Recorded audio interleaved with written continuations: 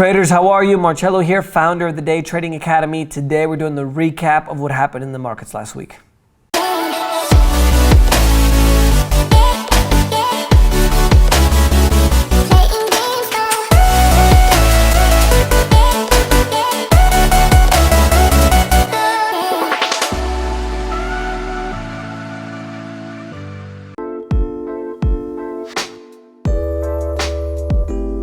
In the U.S. markets, I would say the global markets overall, there was two primary things that affected what would happen this week, and essentially it was the decision by the Fed to lower the interest rates, and it was also the decision by Trump to actually place more tariffs on China. So on Wednesday, the Fed, the Central Bank of the United States, which is a private bank, it is not public, for those of you guys that don't know, they decided to cut rates for the first time since the 2008 crisis by 0.25%, which is a quarter of a percentage point. And the S&P 500 and the Dow, the two main stock exchanges in the United States, had their biggest daily percentage drop since May. Remarks by the Fed Chairman Powell also said that he dampened expectations on further rates going forward. So basically they put the rates down now to make sure that the economy doesn't slow, but they made it less likely that they're going to lower it later. Does that make sense? So the market, the S&P 500, actually stopped a streak for 36 days straight where it didn't move for more than 1%. So the market has been moving, up or down. It's been making record highs. If you guys remember the the golden cross that we talked about, where the expectation in the short term was that the market was going to rise. We definitely has had that. I also stated to you guys, if you remember, that the market wasn't going to go up like before. And this kind of proves it, right? Because it's only gone up, or it's only had a change in movement of 1% for 36 days. Well, that officially ended when that news came out. Thursday, also, Trump announced a new round of tariffs on Chinese products. Before that, the Dow was up 311 points. Then it plunged another 300 points. The biggest swing for the index since early January. We had that huge volatility after the worst December since the Great Depression in 1929. And the rising trade tensions between the U.S. and China pushed stocks to their worst week of 2019. The Dow went down 2.67%. The S&P 500 went down 3.21%, and the Nasdaq went down 4.07%. In overseas market news, global stocks also were affected by what happened this week more than anything with what happened with Trump, as he tweeted about China. The European markets are mostly lower, with the Paris SAC being negative, the largest of all the groups, 4.68%. Latin America and Canada, the biggest loser was my dearest Colombia at 2.46%. And Africa and the Middle East, South Africa was the biggest loser at 2.30%. And in Asia and the Far East, Hong Kong, the biggest loser at 5.49%. Shout out to all my traders in the Philippines. The exchange in the Philippines went down 0.68%. Not a lot of news in Bitcoin. Bitcoin went up 6.92% to 10,446.40. One of the things I do want to let you guys know that happened this week, and one of the reasons why I always warn you guys about entering in markets that are very, very manipulated and are not centrally regulated like Forex. There's what is going to be a class action lawsuit against a series of banks. We're talking Citigroup, RBS, UBS, JP Morgan Chase, $1.24 billion in the UK. They're getting sued for allegedly rigging the Forex market. So remember that Forex, 94.5% institutional traders, the big guys. So don't think you're just going to open up an account for $50 or $100 and become a millionaire tomorrow, because it definitely doesn't work that way. That's why we always consider futures to be much, much better. In the financial and banking news, the sterling from Britain went to a 2-year low this week as Prime Minister Boris Johnson says that the government assumes that there is not going to be a Brexit deal. He's calling the EU stubborn since they don't want to renegotiate the deal that they want to give, even though the government of the UK has rejected it, if I'm not mistaken, 3 times. A hacker accessed over 100 million Capital One customers' accounts and credit card application this year, one of the biggest data bank breaches ever. The hacker is accused of breaking into a Capital One server, Bank of England on Thursday is holding rates steady. Little direction will occur in advance of October 31st, which is the deadline for Brexit to exit the EU. And borrowing by the U.S. federal government is set to top $1 trillion for the second year in a row, bringing the total debt to about $1.23 trillion in 2019. Now, there's good news. It's a slight decline from 2018. The bad news, it's more than twice what we had in 2017 at $546 billion. Oh, wait till you listen to this number. The Institute of International Finance says that the world debt is near $250 trillion, which is about 320% of GDP in 2018. I know that there's some movements of people that we can kind of just do everything, right? And there's no way to pay for it. And we really need to kind of decide what we're going to pay for. You know, the main thing in the United States, for example, and remember, I'm never going to get political. I'm never going to say what's right or what's wrong. I'm never going to, if you love Trump, hate Trump, love Obama, hate Obama, left, right, center, yellow, purple, doesn't matter. I just want to report this to you. There would be a way for us to do certain things in the United States, but we have to give up something. The problem now that we have in the United States, whether you think one thing is wrong or the other, right, is that we think that we can do everything. And the reality is we can't, right? We can't have all the entitlements. We can't have the military. And then on top of that, we can't give everything for free. For example, healthcare. We can't do it all at once.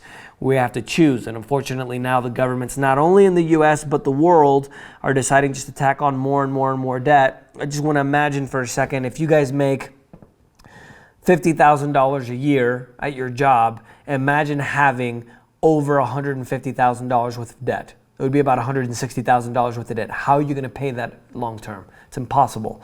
And that's kind of the crisis that we're getting to. So hopefully you guys have a job or a career that allows you to make money in very bad times like trading. The Brazil's central bank also lowered its benchmark interest rate to a new record low of 6%. They're making the forceful move, the first reduction in borrowing costs since March 2018, citing subdued inflation in the world's ninth largest economy. The US dollar is heading to its highest valuation against other leading world currencies in the last 2 years on Thursday, after the Federal Reserve dashed the hopes of investors for a further reduction later this year. The 30-year German government bond turned negative for the first time on Friday, leaving the Eurozone's largest economy entire yield curve in negative territory. Basically, this has to do with a lot of people trying to go into safer assets.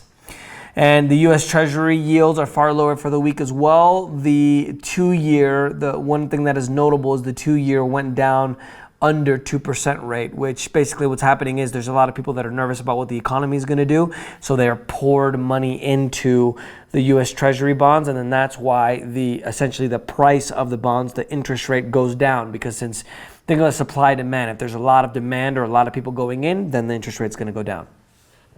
Commodities, crude oil futures are down for the week as well. U.S. crude is down 1.76%, 55.19. And international crude, which is called Brent, went down to 3.50% to 61.16. Wood Mackenzie, which is a leading energy consultancy, says that global oil demand is likely to keep rising for at least another 15 years. There's a lot of countries in Asia kind of I don't want to say normalize, but as they shift from hydrocarbons over to electric cars, and this places peak demand to the world to be at about 2035. After Trump's new tariffs on Chinese imports announced on Thursday, U.S. oil prices dipped over 7% to about $55 a barrel. It's the biggest single-day loss since February 2015. Gold as well spiked on Thursday to $1,446. It went up 2.2% after the tariff news. This means that people are flighting to safety. Just imagine what's going to happen when things get really bad. And precious metals for the week, gold is up 1.53%. Silver is down 0.98%. UK's new Prime Minister Johnson says that he held talks with Northern Ireland on Wednesday to try to try to untangle the impasse of what's been kind of one of the situations with the Brexit. So he's going to go there and try to resolve that situation. Trump is also stating that he's considering a quarantine or blockade of Venezuela as the U.S. is trying to step up pressure on Maduro to be able to go ahead and relinquish power as the economy collapses and the citizenry continue to suffer. The Venezuelan economy in 2019 had a contraction of 25%, and since 2013, the GDP has gone down by 60%. It may lose its largest U.S. asset, which is a Citgo is a think of it as an oil company. They have stores, refineries, all that good stuff. Essentially, that's owned by the Venezuelan government. So a Canadian judge has decided, a court has decided that a Canadian gold miner can seize the shares of Citgo to have an award of $1.4 billion because of the seizure of the gold fields they had in Venezuela. The U.S. added 464,000 jobs in July, a positive sign amid concerns about the long-term growth of the domestic economy. Monthly jobs report also held strong despite the slowing global economy, tongue twister. The unemployment rate held steady at 3.7%, and labor force participation was little changed at 63%. July's manufacturing, more than anything, the IHS Market and CIPS manufacturing PMI, that's a closely watched business survey, indicates that the British manufacturers' output fell by the most in 7 years last month. A lot of the worries between Brexit and also the global demand choked off growth, the weaker global demand. In corporate news, Disney has already surpassed the record-breaking $7.67 billion at the 2009 global box office. The previous record was $7.61 billion in 2016, and it's only August, imagine. The 7.6 bigger includes the $5.09 billion amassed overseas. It's the first time that any Hollywood studio has surpassed $5 billion internationally. Huawei, which is the second largest smartphone maker in the world and huge telecommunications conglomerate of China, they said that their half-year revenue surged 23% to more than $58 billion. So much for the U.S. blacklisting them. But they did say that that's going to affect their short-term revenue growth. And the one thing that helped them more than anything was a surging of sales of their smartphones at home in China. Germany-based pharmaceutical firm Bayer saw its profits plunged by 50%. They blamed the trade dispute and the seasonality of their crop science business it acquired from Monsanto. Samsung, the largest smartphone maker in the world, saw Q2 profit drop by 56% from a year earlier, and they cited declining prices of memory chips while shares took a hit. And Apple moved up 5.5% with record services revenue and positive revenue, even though the iPhone revenue went down by 12% in the quarter year over year. But they did beat their revenue and profit estimates that analysts were expecting. That did help propel Apple again to the $1 trillion club in valuation. Trade news, another round of trade talks between U.S. and China took place in Shanghai, China.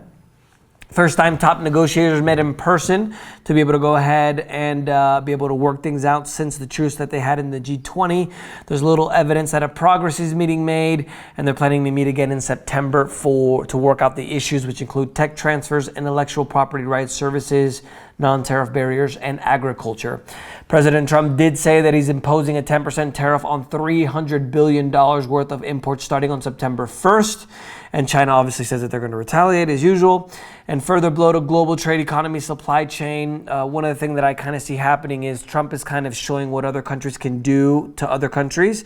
So now Japan is actually putting restrictions on South Korea with export restrictions.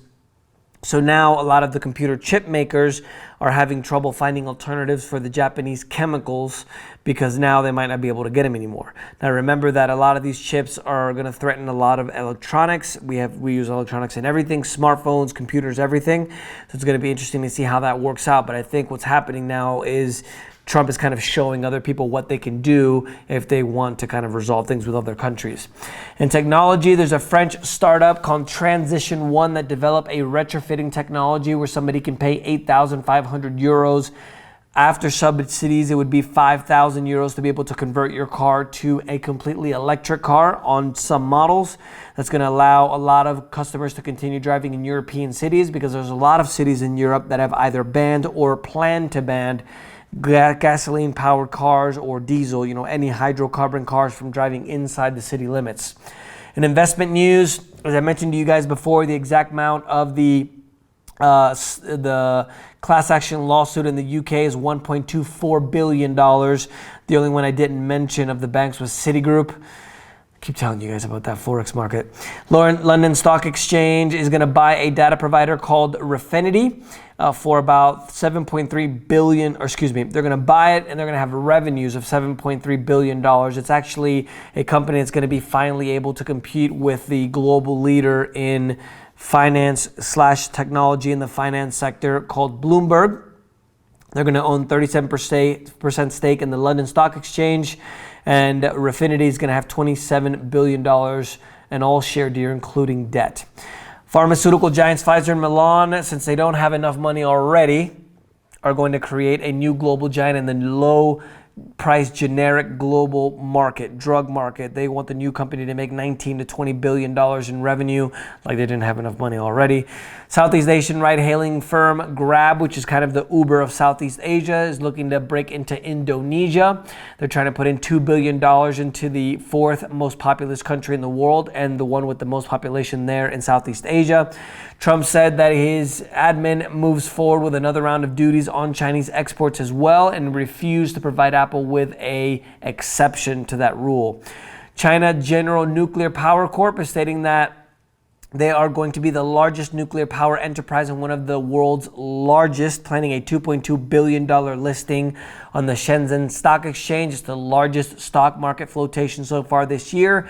And in international events, we had another situation with North Korea where they sent off a third rocket since May, but Trump and the U.S. Trump administration says that they haven't broken any of the agreements that they made with North Korea. The U.S. official stated on Wednesday that U.S. believes that the Hamza bin Laden, which is the son of the infamous Al-Qaeda leader Osama bin Laden, is actually dead, which is pretty interesting.